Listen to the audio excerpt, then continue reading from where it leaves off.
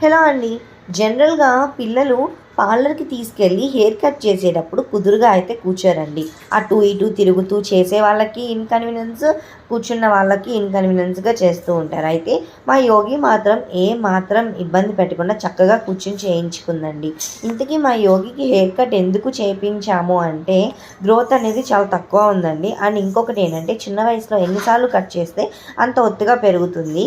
అందుకని చెప్పి నేను ఇప్పుడేనండి యోగికి ఫస్ట్ టైం ఇలా చేయించడం. అయితే మా యోగి మాత్రం ఏమాత్రం కదలకుండా, ఏడవకుండా చక్కగా కూర్చొని చేయించుకుంది.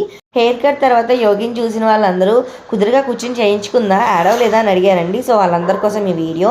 అస్సలైతే ఏడవలేదండి. చక్కగా మొత్తం అంతా చేయించుకుంది. And before and after look చూడండి. యోగి నాకు ఇలా చూస్తే నిజంగా మగపిల్లలాగానే అనిపించింది. మరి మీకైతే ఎలా అనిపించిందో కామెంట్ చేసేసేయండి.